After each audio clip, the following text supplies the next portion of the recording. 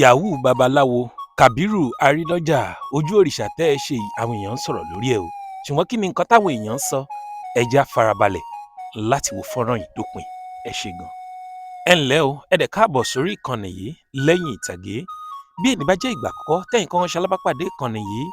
níbi la ti ń ṣe àtúpalẹ̀ sinimá yorùbá fún wa yálà ètò ẹ̀ṣẹ̀ jáde ní tàbí ìta àti wò lọ́jọ́ pípẹ́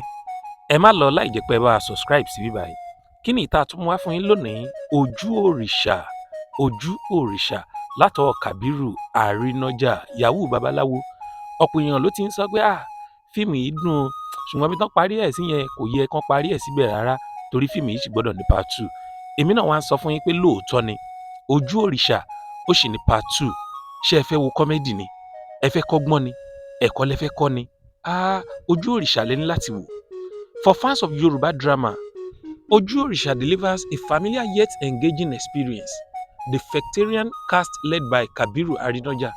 and Funmi Banks Anthony brings emotional depth to the story, and the production quality under Akpata TV Plus maintains the standard of Yoruba cinema audience love. Traditional storytelling meets modern interception conflicts, making this film a solid watch for culture-focused viewers. Ẹ wo ẹ̀yin náà lọ wo Ojú Òrìṣà lónìí lórí Àpáta TV ẹ máa gbádùn sinimá yìí o torí kì í ṣe sinimá lásán iṣẹ́ tó juṣẹ́ lọ ni ẹlẹ́tíríkì bàbá àtùpà ṣàfẹ́ sọ nípa ti cast performance ní àbí production quality ṣáà máa sọ nípa theme traditional spirituality and modern challenges. If you are a fan of Yoruba movie or Nollywood drama, this is a must watch.